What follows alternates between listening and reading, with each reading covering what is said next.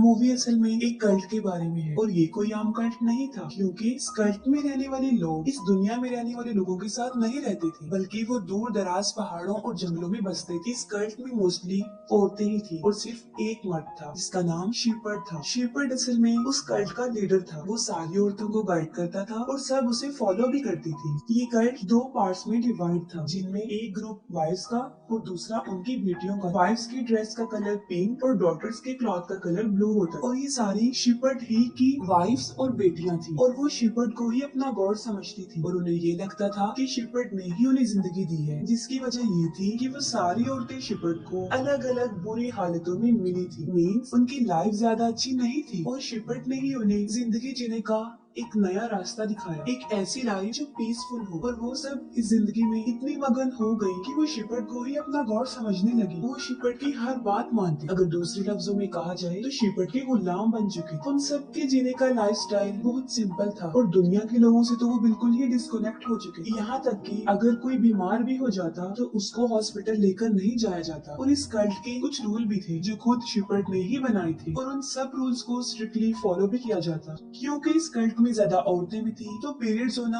एक नॉर्मल बात थी और जब किसी फीमेल को ऐसा होता था तब उसे उन दिनों कल्ट से अलग रखा जाता, क्योंकि वो लोग मानते थे कि इन दिनों में वो औरत इम्प्योर हो जाती है। चाहे कोई भी बात होती, वो शिपर्ड के अलावा किसी और को सुनाना अलाउड नहीं था। यहाँ तक कि सारी बातें, सारे मसाइल शिपर्ड के कंट्रोल ही में थे। यहाँ तक कि खाना खाते वक्त, सोते वक्त, हर वक्त शिपर्ड को ही याद किया जाता, जैसे कि कोई इंसान प्रेयर कर रहा हो। और यही नहीं, उन्हें शिपर्ड पर इतना बिलीव था कि उन्हें लगता था कि शिपर्ड उन्हें इटर्नल लाइफ दे सकता है। शिपर्ड की बेटियों में से जो उसकी मोस्ट फेवरेट बेटी थी, जिसे वो सबसे ज्यादा लाइक करता था, उसका नाम सेला था। इसकी वजह ये थी कि वो समझता था कि सेला बिल्कुल प्योर है और वो भी बाकियों से अलग ही थी। और उसकी माँ की डेथ तब हुई थी जब उसकी मदर ने उसे पैदा किया था। सेला उससे हमेशा अपनी मदर के बारे में पूछती थी, लेकिन शिपर्ड ने कभी भी उसे क्लियरली आंसर नहीं किया। बस वो यही कहता था कि तुम्हारी माँ बहुत ही खूबसूरत थी और तुम भी बिल्कुल उसी जैसी ही हो। इस कल्ट में दो और औरतें ऐसी थी जिन्हें बाकी कल्ट से अलग रखा जाता था, जो उन लोगों से थोड़ी दूरी एक कैबिन में रहती थी। इसके पीछे रीजन ये था, उनमें एक औरत जो काफी बीमार थी और शिपर्ड उसे कर्स्ड कहता था और दूसरी औरत जिसका नाम सेरा था, शिपर्ड को लगता था कि वो अब इम्प्योर हो चुकी है। वो इसलिए क्योंकि उसने शिपर्ड की कुछ बातों को मानने से इनकार किया था। वो लोग उसे खाना तो देते थे लेकिन अपने पास नहीं बैठाते थे। सब उससे नफरत करते थे। इवन कि खुद सेला भी यही सोचती थी कि वो एक इम्प्योर औरत है। अगले दिन सेला जब भेड़ों को चराने लेकर जाती है तो वो फर्स्ट टाइम पीरियड्स को एक्सपीरियंस करती है और इससे वो काफी डर जाती है और उसकी समझ में कुछ नहीं आ रहा होता कि उसके साथ ये क्या हुआ, जिसकी वजह से वो एक भीड़ को भी मार देती। लेकिन वो अपने इस इशू को किसी के साथ भी डिस्कस नहीं करती और भीड़ के बारे में वो ये बताती है कि वो सो गया था और कुछ डॉग्स ने उसे मार दिया, लेकिन शिपर्ड उसे कुछ नहीं कहता और माफ कर देता है। अगले दिन पुलिस वहाँ पर आती है। पुलिस शिपर्ड को वार्न करती है कि वो इस जगह को छोड़कर चले जाए वरना वो सबको अरेस्ट कर लेंगे। इस बात को लेकर शिपर्ड काफी अपसेट होता है, लेकिन वो अपनी सारी वाइफ्स और बेटियों को इकट्ठा करता है और वो सबको बताता है कि इस दुनिया के लोग उन्हें उस जगह पर जीने नहीं देंगे, उन्हें ये जगह छोड़कर जानी होगी और जैसे हम इस जगह पर आए थे इसी तरह हम किसी और जगह पर जाकर बस जाते हैं। सेला के अलावा बाकी सब खुश होते हैं कि अब वो किसी नई जगह पर जाएंगे और अगले ही दिन वो लोग अपना सारा सामान लेकर किसी नई जगह की तलाश में निकल जाते हैं। रात को वो लोग आराम करते थे और दिन में जर्नी। जब से सेला को पीरियड्स का इशू हुआ था उसको डरावने ख्वाब आते थे, खास तौर पर शिपर्ड के बारे में। उसे लगता था कि कुछ तो गलत हो रहा है। अपने इस सफर के दौरान उन्हें किसी जगह पर एक पुराना खाली घर भी मिल जाता है, क्योंकि वो सर्दी का मौसम था और बगैर शेल्टर के रहना तो बहुत मुश्किल था और इतनी सर्दी होने के बावजूद भी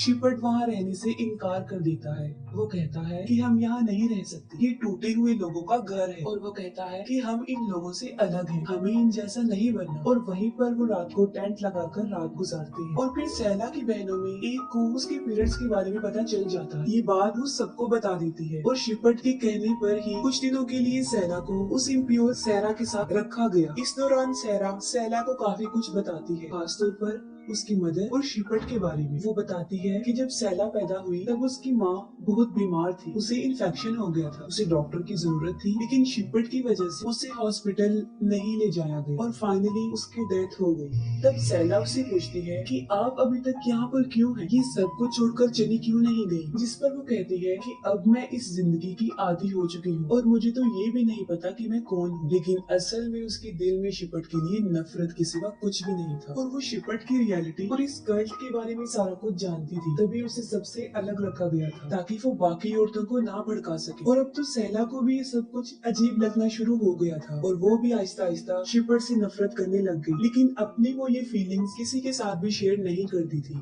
क्योंकि बाकी तो उसे गौर समझते थे। काफी दिन तक वो लोग अपने सफर पर चलते रहते हैं और शिपर्ट उन्हें कहता है कि वो उन्हें हेवन में लेकर जाएगा और वहाँ उन्हें एक इटर्नल लाइफ देगा। उन औरतों में एक औरत जिसका नाम एड्रियल था और तब वो प्रेग्नेंट थी और सफर पर चलते हुए उसे याद आ जाता है कि अब उसकी डिलीवरी का टाइम आ चुका है। वो बहुत रोती है, बहुत चिल्लाती है, लेकिन ना तो वो सही जगह थी और ना सही टाइम। लेकिन ये उसके कंट्रोल में भी नहीं था। बाकी औरतें उसकी हेल्प करती है लेकिन बर्थ देकर खुद उसकी डेथ हो जाती है। इस बात को लेकर बाकी सब तो काफी दुखी होते हैं, लेकिन शिपर्ट को इसका जरा भी फर्क नहीं पड़ता और वो लोग वहीं पर उसकी डेड बॉडी को जला देते हैं। तब सैला आगे आती है और इस सब के लिए वो शिपर्ट को ब्लेम करती है और वो कहती है कि इसकी मौत की जिम्मेदार तुम हो और इसके बाद भी वो अपना सफर जारी रखते हैं। लेकिन सैरा अब उस कल्ट का पार्ट नहीं होती, वो उन्हें छोड़ चुकी होती है क्योंकि एड्रियल ने जिस बच्चे को पैदा किया था वो एक लड़का था और शिपर्ट का असूल था कि कल्ट में सिर्फ एक ही मर्द होना चाहिए और यही वजह है कि वो उस बच्चे को वहीं छोड़ देते हैं और सैरा वहीं पर उस बच्चे के लिए रुक जाती है। लेकिन वो सैला को समझाती है कि तुम एक स्ट्रॉन्ग लड़की हो और तुमने अपनी बहनों को भी समझाना है। शिपर्ट उन सबको लीड कर रहा होता है, वो सब थक चुके होते हैं और यहाँ पर ऐसा फील होता है जैसे शिपर्ट खुद ही रास्ता भटक गया हो। और तब शिपर्ट की बेटियों में से एक जिसका नाम तमार था, वो सिर्फ ये कहती है कि हमें शायद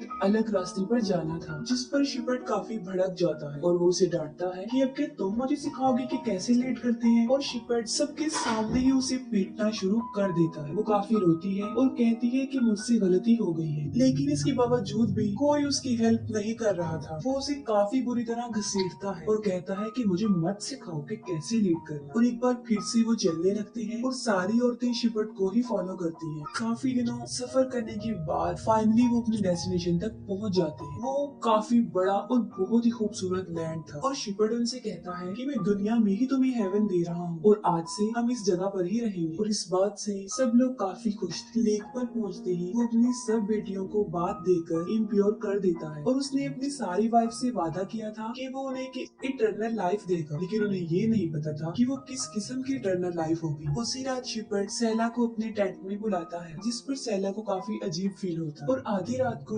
शिपर्ट अपनी वाइफ्स को लेक तक ले जाता है और एक एक करके सबको पानी में डुबोकर मार देता है। सुबह जब उसकी बेटियां नींद से जागती हैं, तब वो देखती हैं कि उन सब की माएं मिसिंग है और इस सिचुएशन से वो सारी डर जाती हैं और शिपर्ट के पास जाती हैं जो लेक के पास बैठा हुआ था और वहाँ पर उनकी माओ के कपड़े भी पड़े हुए थे। वो सब काफी रोती है और शिपर्ट से पूछती है कि हमारी माएं कहाँ गई हैं, जिस पर वो कहता है कि मैं उन सबको इटर्नल लाइफ दे चुका हूँ। और साथ ही वो अपनी बेटियों को कहता है कि अब तुम्हें ही अपनी माओ की जगह लेनी होगी, तुम सभी मेरी बीवियां बनोगी और मेरी खिदमत भी करो। और वो सैला को कहता है कि तुम मेरी फेवरेट बीवी बनोगी और सबको लीड करो और मेरा फुल फोकस तुम पर ही होगा। जिस पर सैला आगे आती है और उसे कहती है कि मुझे तुम्हारी बीवी नहीं बनना और ना ही मुझे तुम्हारा ग्रेस चाहिए। जिस पर शिपर्ट को काफी गुस्सा आता है और वो सैला को स्लैप कर देता है। सैला को भी काफी गुस्सा आता है और वो अपने गुस्से को कंट्रोल ना करते हुए शिपर्ट को भी स्लैप कर देती है। इसके बाद हमें पुलिस वाले दिखाए जाते हैं जिन्हें लेक पर बहुत सारी औरतों की डेड बॉडीज मिलती है और जंगल में शिपर्ट की डेड बॉडी भी मिलती है जिसे किसी ने बहुत बुरी तरह मारा हो और जाहिर है उसे किसी और ने तो नहीं मारा होगा, उसे उसकी बेटियों ने ही मारा था। और अब वो सब बहनें अपनी मर्जी से जिंदगी जी रही थी। इस मूवी का बड़ा फैक्ट ये है कि वो एक जालिम मर्द था जिसका मकसद औरतों को अब्यूज करने के अलावा कुछ भी नहीं था। वो इतना बुरा था कि उसका अंजाम भी बुरा ही हुआ। आखिर वो उनके हाथों ही मारा गया और इसके साथ ही मूवी एंड हो जाती है।